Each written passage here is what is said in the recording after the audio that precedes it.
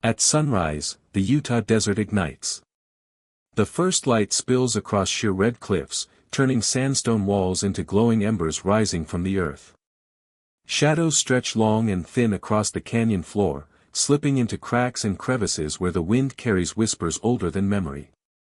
Here, in this vast cathedral of stone, the past is not buried beneath soil or water, it stands exposed, etched into the rock itself. Every canyon face feels alive, as if watching, waiting, guarding something carved long before our histories even began. Across these scarred walls lie symbols that defy easy answers. Spirals, animal figures, towering humanoid shapes with elongated limbs, star patterns that match constellations from millennia ago, messages carved into stone thousands of years before recorded history. But meant for who? Visitors from distant tribes? Future generations? Or something else entirely?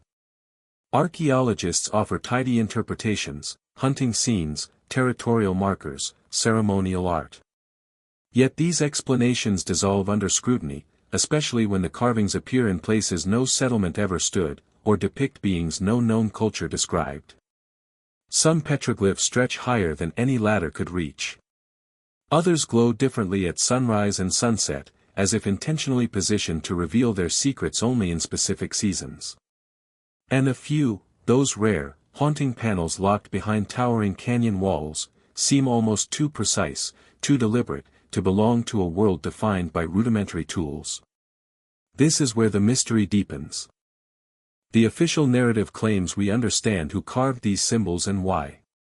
But the carvings themselves whisper another story, one of forgotten languages, vanished cultures, and knowledge preserved not in books, but in stone. A story that refuses to be neatly categorized.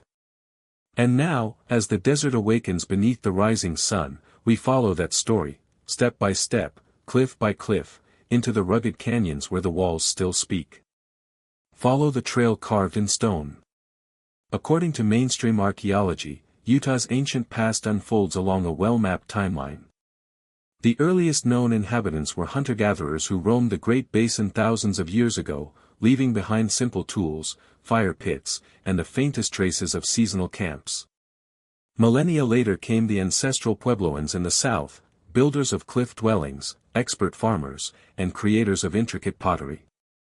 To the north lived the Fremont people, known for their distinctive trapezoidal human figures and elaborate granaries tucked into canyon alcoves. These cultures left behind an archaeological legacy rich enough for science to assemble a coherent narrative: migration waves, agricultural adoption, trade routes, and rock art traditions evolving through time. The official story explains these carvings in practical terms. Petroglyphs were symbols of hunting magic, clan identity, spiritual expression, or simple record-keeping. Their creators were skilled artisans, but their methods, stone tools, pecking techniques, pigment mixes, fit comfortably within known cultural development. For decades, experts have categorized Utah's rock art panels by style, era, and presumed meaning. The Fremont style. The Barrier Canyon style. The Puebloan abstract. An elegant system that seems to bring order to a chaotic past. But the deeper one looks, the less this order holds. Some panels attributed to the Fremont predate their cultural peak by centuries, or appear in regions where no Fremont settlement has ever been found. Other carvings echo designs from distant cultures, spiral sequences matching those in the American Southwest and in ancient Ireland, humanoid figures that resemble petroglyphs in South America, star maps identical to those found in early Mesoamerican observatories. These similarities appear across vast distances and timescales, too consistent to dismiss as coincidence. Then there are the carvings that defy classification altogether. Gigantic humanoid silhouettes taller than any human.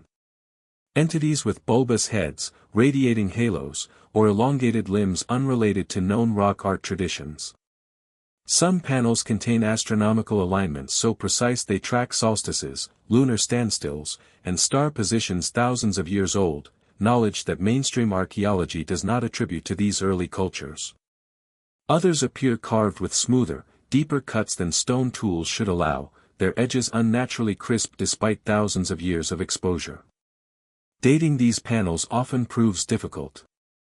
Some desert varnish layers suggest ages older than the cultures assigned to them. In other cases, newer symbols sit beside impossibly ancient ones, as if multiple civilizations, across different eras, return to the same walls to add their marks. The result is a timeline that looks less like a straight arrow and more like a tangled web of overlapping societies. These discrepancies create a growing tension, what science confidently explains, versus what the desert truly reveals. Official narratives offer structure, but the carvings themselves whisper something far stranger, something vast, fragmented, and unresolved. And the deeper we go, the more the evidence suggests that Utah's canyons hold histories science has not yet dared to name. Across Utah's canyonlands, there are panels so strange, so visually arresting, that even experienced archaeologists hesitate before offering explanations. These are the sites that refuse categorization, places where the stone itself becomes a canvas for messages we've never fully decoded. To stand before them is to feel watched by something ancient, intentional, and unfathomably distant. Sago Canyon is one of the most haunting. Towering humanoid shapes stretch across the cliff face, their bodies elongated like shadows cast by a rising moon. They have no eyes, only hollow ovals where faces should be, giving them an eerie, otherworldly presence.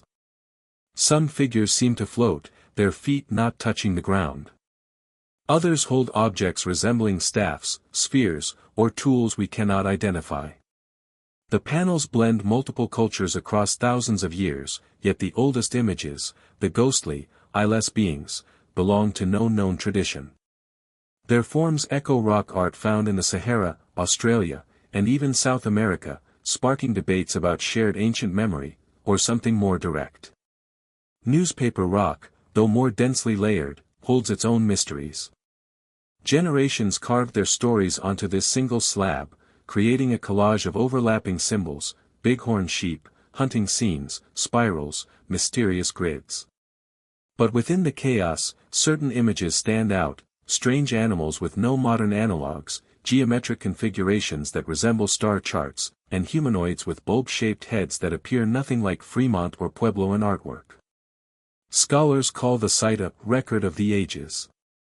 Others suggest it's a conversation spanning millennia, one in which some voices don't match any culture we've ever identified. Buckhorn draw deepens the enigma. Here, enormous figures loom several feet tall, with elongated torsos, stretched limbs, and intricate patterns etched across their bodies. Some appear to wear headdresses or radiating auras. Others resemble stylized astronauts, bodies rigid, arms extended, faces blank. Archaeologists categorize them under the Barrier Canyon style, but this label explains little. Comparisons to global rock art reveal unnerving similarities. Figures at Buckhorn resemble carvings in Kazakhstan, while certain patterns mirror petroglyphs in ancient Armenia. Independent researchers argue these parallels are too precise to be coincidence. Then there's McConkey Ranch, a sprawling gallery of bizarre motifs. Human-like forms stand with exaggerated musculature, enormous hands, or unnaturally long legs. Some figures appear in groups, arranged as if part of a ritual or procession. Others look almost mechanical, their bodies segmented like armor. Among them are floating shapes, circles, squares, and spirals, arranged in mathematical precision, reminiscent of grid systems found in South American geoglyphs. The sheer diversity of imagery on these cliffs challenges any single cultural interpretation. Taken together, these sites paint a picture far more complex than what textbooks describe. They feel less like casual expressions of daily life and more like coded messages, a symbolic language meant to be understood by those who walked these lands thousands of years ago.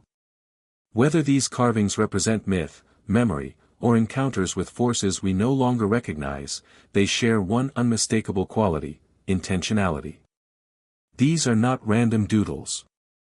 They are stories carved by people who saw something extraordinary. As the desert sun shifts across these panels, shadows animate the figures, giving them an uncanny lifelike quality. One moment they appear static, the next, they seem to move. It's easy to believe the artists intended this effect, that they wanted their carvings to speak across time, revealing their secrets only to those willing to stand still and truly look. What remains unsettling is not just that we cannot categorize these carvings, but that they seem to belong to a culture we barely understand. And perhaps, a message we have not yet learned to read. Across Utah's canyon walls stand figures so strange, so alien to the human form, that they ignite one of archaeology's most heated debates. These are not the familiar hunters, dancers, or tribal silhouettes seen in other regions of North America. These beings are towering, faceless, and unsettlingly serene, silent guardians cut into stone with a precision that suggests reverence, fear, or perhaps communication with forces now forgotten. Their shapes blur the line between symbolic language and something far more provocative. Many of these anthropomorphic figures are enormous, stretching several feet tall with elongated bodies that taper like pillars of light.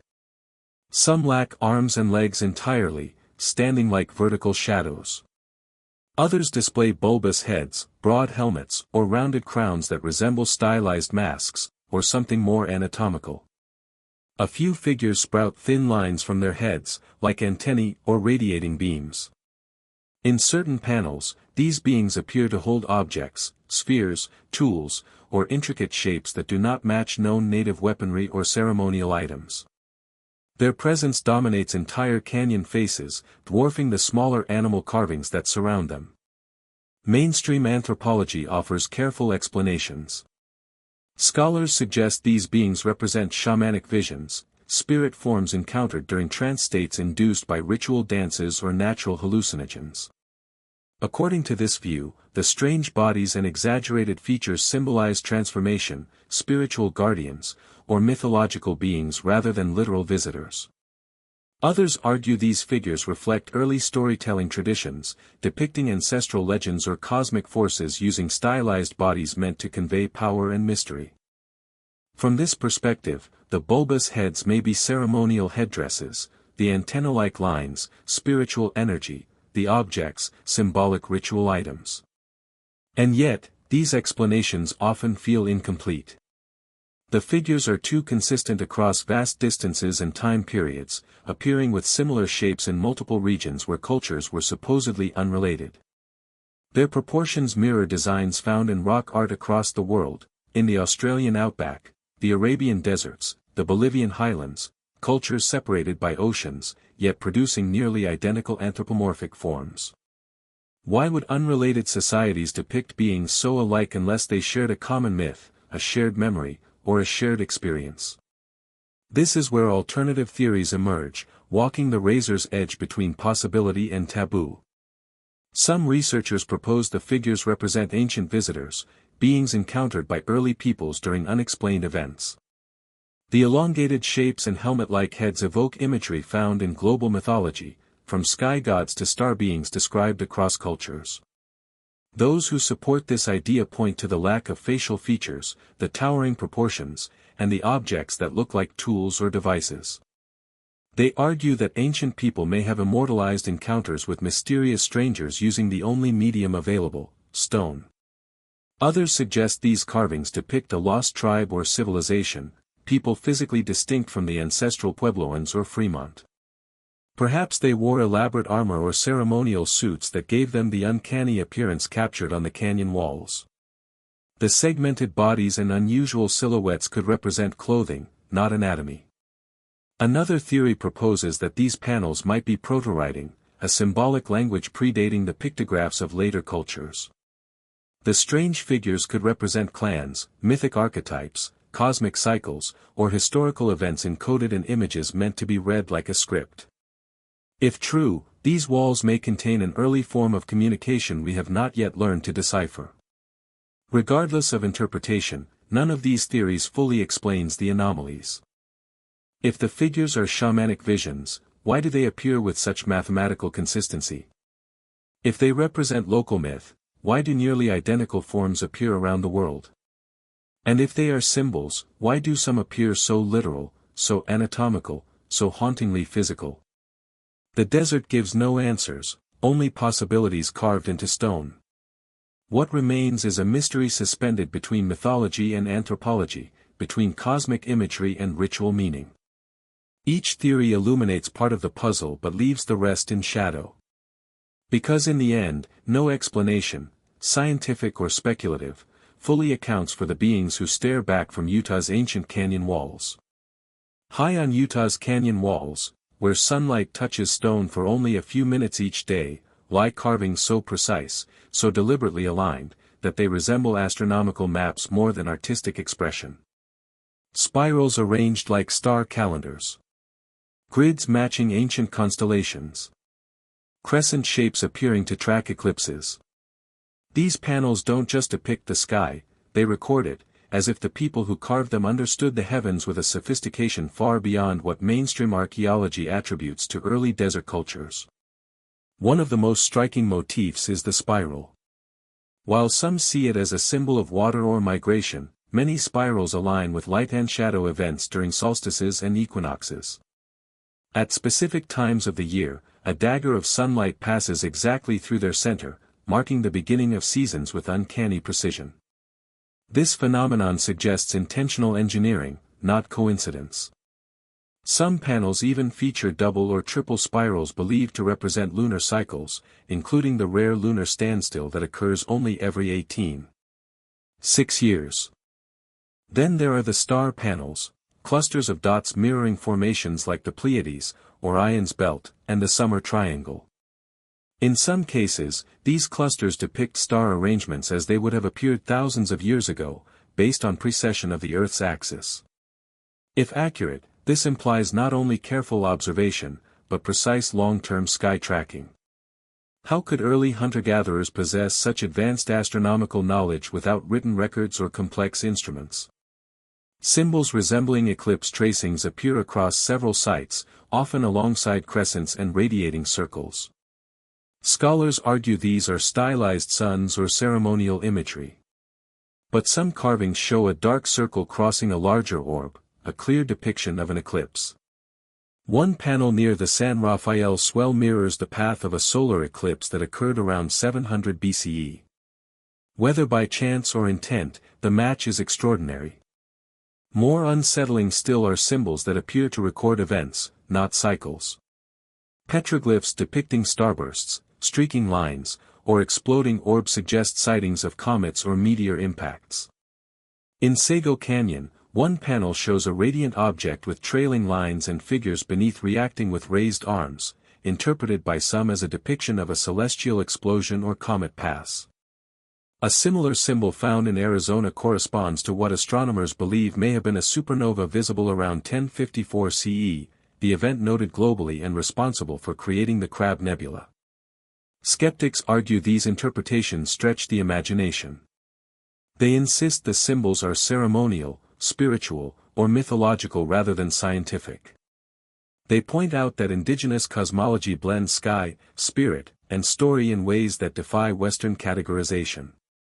But even they acknowledge that some alignments are too precise, some star patterns too accurate, and some light interactions too intentional to dismiss as happenstance.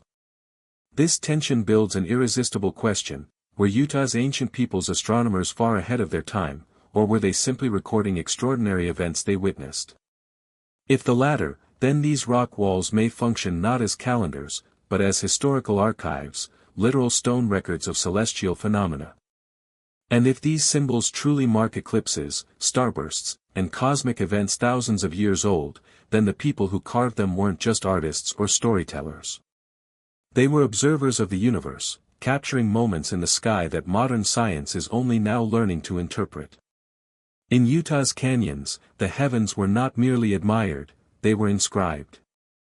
Long before scholars tried to decode Utah's rock art, the indigenous nations who lived among these canyons carried their own explanations, stories passed through generations, spoken around fires, sung in ceremonies, and etched into memory long before outsiders ever arrived. To the Hopi, Navajo, Ute, and Paiute, the beings carved into the stone are not mysteries. They are reminders. The Hopi speak of the Kachinas, spirit guardians who came from the sky to guide early humans through eras of transformation. These beings taught agriculture, astronomy, and ritual knowledge before returning to the heavens. Descriptions of Kachinas, tall, masked, sometimes with radiating forms, echo the strange anthropomorphic figures seen in Sago Canyon and Buckhorn Draw. The Hopi never claimed these were literal visitors, in the modern sense, but rather powerful entities who shaped the early world. The Navajo tell of the holy people, radiant beings who emerged from previous worlds during cycles of destruction and rebirth. Some were said to shimmer like starlight, with elongated bodies and transformative abilities. Their art reflects their roles: protectors, healers, creators.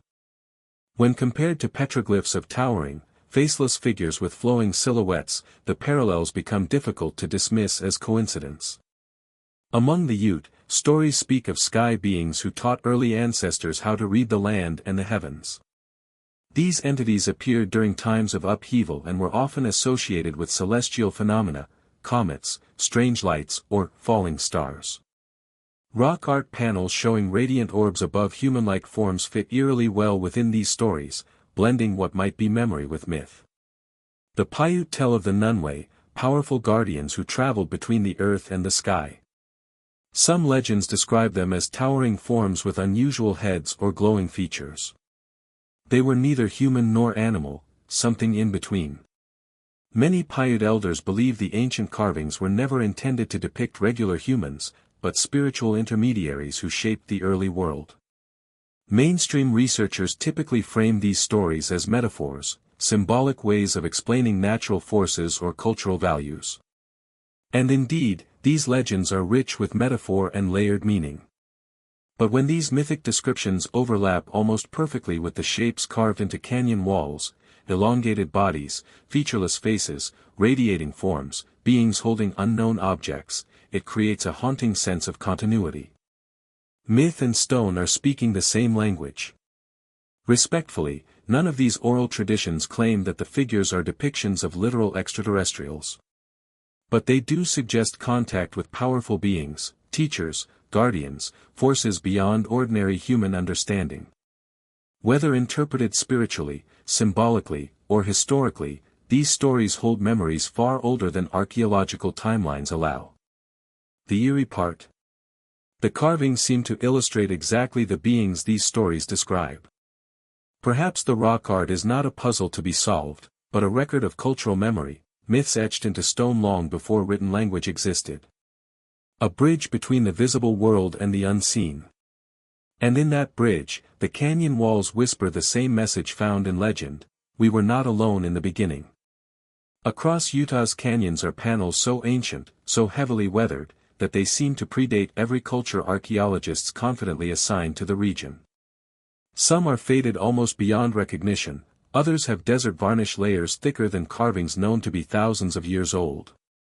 These panels don't just push the timeline, they shatter it. According to mainstream chronology, no humans were carving stone in Utah at the ages some weathering patterns suggest. And yet the carvings are undeniably human-made, or at least intelligently made. The most controversial panels contain symbols that look unlike Fremont art, unlike Puebloan imagery, and unlike any known native tradition. Instead, they resemble script-like markings, lines arranged in deliberate rows, wedge-shaped strokes, and geometric clusters eerily reminiscent of proto-writing systems from faraway civilizations. A few panels show shapes that look shockingly similar to Proto-Sumerian pictographs, with repeated symbols arranged in vertical bands. Others echo Mesoamerican glyphs, including stepped motifs and serpent-like shapes. One disputed carving even resembles characters from the Proto-Indus Valley script, featuring looping forms rarely seen in North American rock art. Mainstream archaeology dismisses these similarities as pareidolia, our tendency to see patterns where none exist. But independent researchers argue that the similarities are too specific, too consistent, to be pure coincidence. How could symbols separated by oceans and millennia appear so alike? Then come the chronological anomalies. At several remote sites, desert varnish has accumulated so thickly over carvings that they appear older than the earliest accepted dates for human presence in the region. One panel in the San Rafael swell shows varnish layers comparable to geological features tens of thousands of years old. When photographs of this panel circulated online, a flood of controversy followed, until the land was abruptly restricted under conservation protocols. Other sites tell similar stories. In 9 Mile Canyon, a set of geometric inscriptions were discovered during a road survey, sharply carved yet coated with varnish indicating extreme age. The report documenting them was quietly revised, downgrading the site's significance and removing references to the inscription's unusual weathering.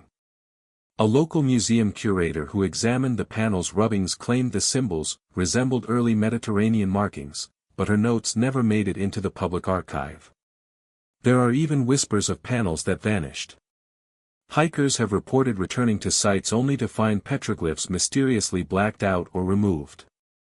Photographers claim that certain images once visible on public maps no longer appear in official databases. A retired BLM employee allegedly described petroglyph rubbings boxed and shipped to unknown facilities after they were deemed chronologically inconsistent.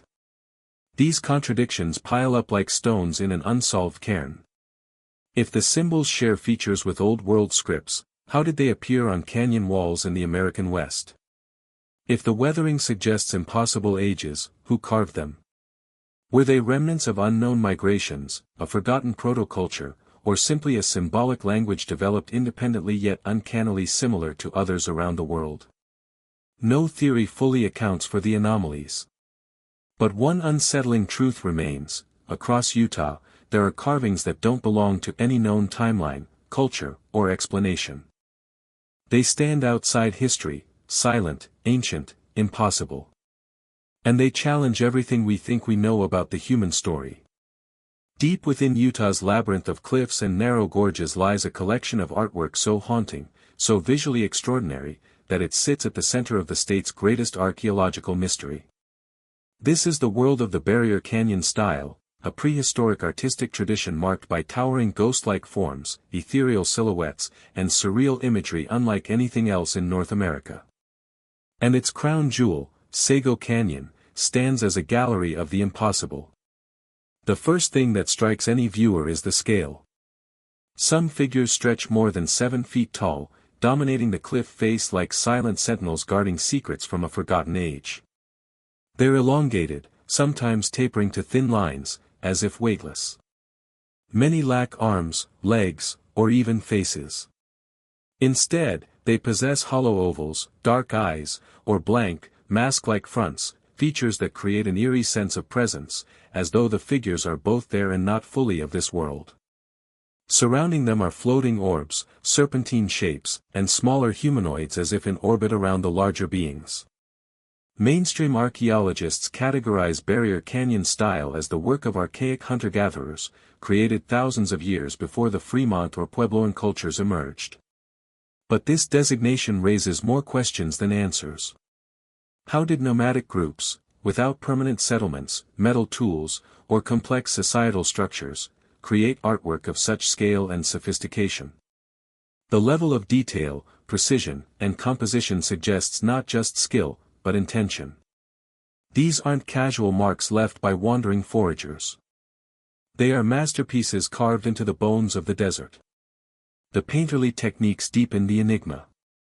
Barrier Canyon artists used layered pigments, intricate shading, and gradients rarely seen in early North American rock art.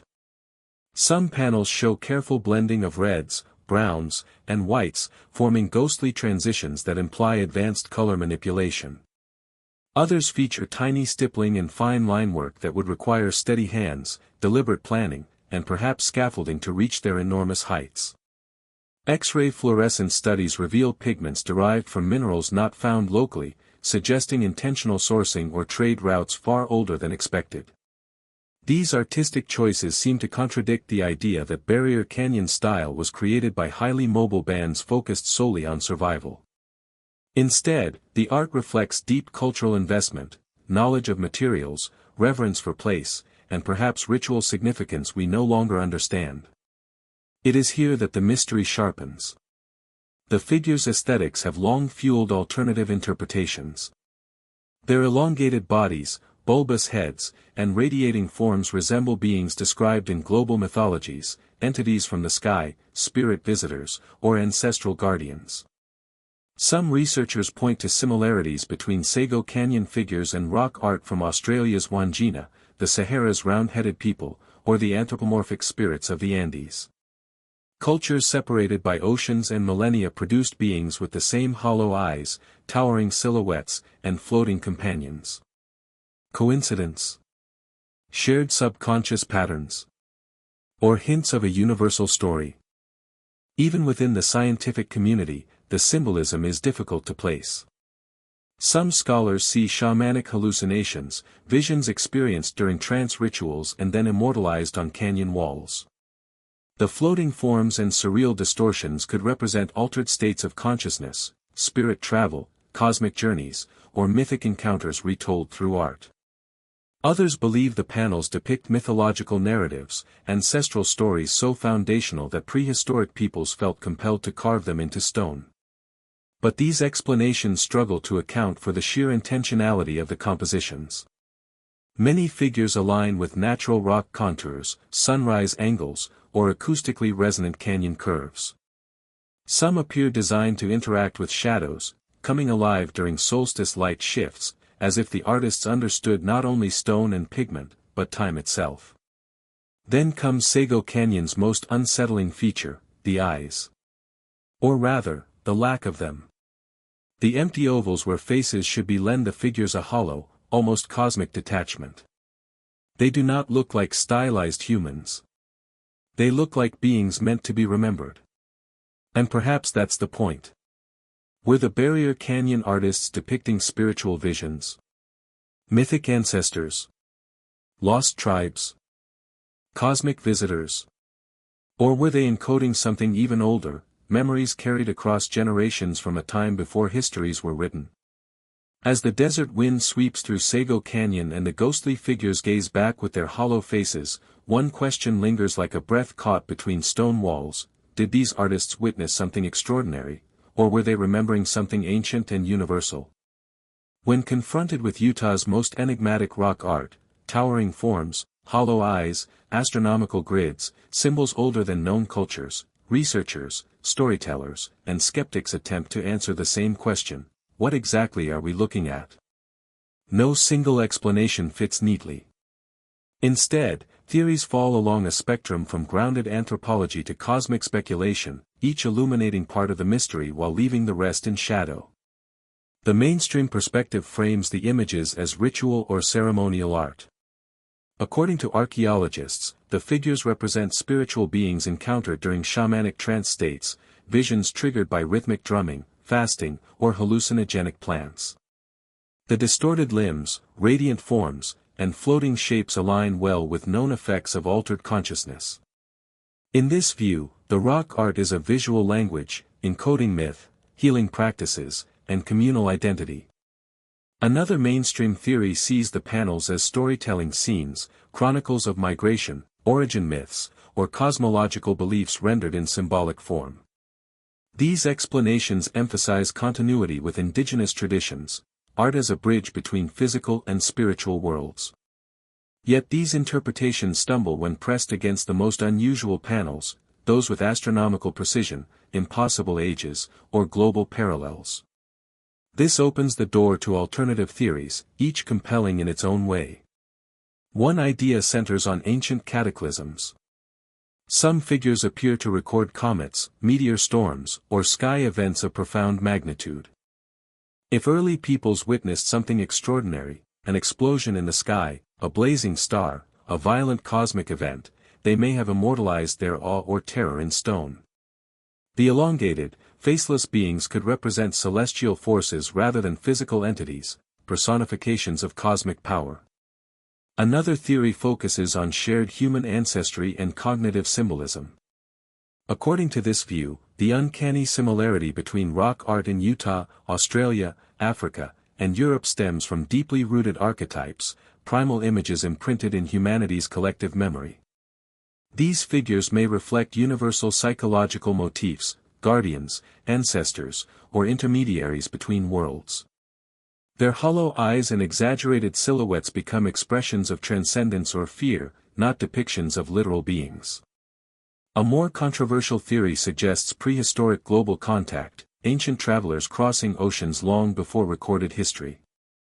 Supporters point to recurring motifs, elongated humanoids, radiant beings, spiral calendars, and constellation maps found across continents. If early civilizations were more interconnected than we currently believe, the similarities might reflect a shared symbolic tradition or even direct cultural exchange. Critics argue this stretches the evidence, yet the parallels remain difficult to dismiss entirely. Then there is the most provocative interpretation: celestial visitors. Some researchers, careful to avoid sensationalism, note that the figures' forms resemble beings described in world myths as sky people, star teachers, or heavenly visitors. Whether understood as spiritual entities, ancestors from a previous age, or something more literal, the correlation between legend and imagery is uncanny. The rock art could represent encounters, or perceived encounters, with forces beyond ordinary human experience. Finally, psychological theorists propose that this art encodes awe, trauma, or transformation. When early humans faced overwhelming events, natural disasters, migrations, dramatic sky phenomena, their minds may have translated these experiences into symbolic forms. The towering figures could represent collective fear or hope, universal expressions of humanity grappling with the unknown.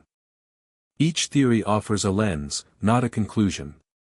Ritual art explains the symbolism, but not the precision. Cosmic events explain the motifs, but not the figures. Global contact explains the parallels, but not the chronology. Celestial visitors explain the shapes, but not the silence that followed. No single answer resolves the contradictions. And perhaps that's the point.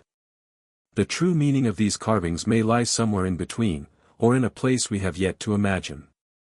Certainly. When you're ready for Section 10, just send the outline and summary. I'll expand it with the exact word count and cinematic storytelling style you've been using. I'm ready when you are. As the sun sinks behind Utah's cliffs and the last traces of daylight fade into violet dusk, the desert transforms into a vast, silent archive. Every canyon wall, every hidden alcove, every weather-worn panel becomes a page in a stone-bound book older than any written language. Here, history did not bury its secrets beneath soil, it carved them directly into the earth, leaving messages preserved long after their creators vanished. For decades, researchers have traced these lines, measured these figures, catalogued these symbols with scientific precision. Yet the carvings refuse to yield their full meaning. They resist tidy interpretation, slipping between anthropology and mythology, between ritual and memory. Scholars propose theories, indigenous traditions offer stories, and independent explorers chase connections, but the truth remains just out of reach, like a horizon that expands with every step. These petroglyphs feel alive not because we understand them, but because we don't. Each hollow-eyed figure, each spiral calendar, each star-aligned panel whispers a question rather than an answer. Their silence is intentional, almost protective, as though the desert itself guards a knowledge not yet meant for modern minds. Perhaps the artists encoded their world in a language built on symbols instead of words, expecting only those who shared their culture, or their experiences, to understand. But there is another possibility, quieter and far more haunting. Maybe the carvings were not meant to be understood immediately at all. Maybe they were created for a future audience, not a contemporary one. A message across centuries, waiting for a moment when humanity would possess the context, the perspective, or the technology to finally comprehend it. Standing before these ancient panels, we become part of that timeline. Outsiders looking in. Interpreters guessing at the meaning of symbols crafted by people who lived in a world we can scarcely imagine. And yet, despite the distance between our lives and theirs, the carvings endure, unchanged, unbroken, unwavering. Utah's desert is a living museum of unanswered questions. A place where the past speaks softly, refusing to fade, refusing to clarify, insisting that mystery itself is part of the message. And as we walk away from the canyon walls, one thought lingers like a shadow cast in moonlight: maybe these carvings weren't meant for us, but for someone thousands of years from now, just like we are today.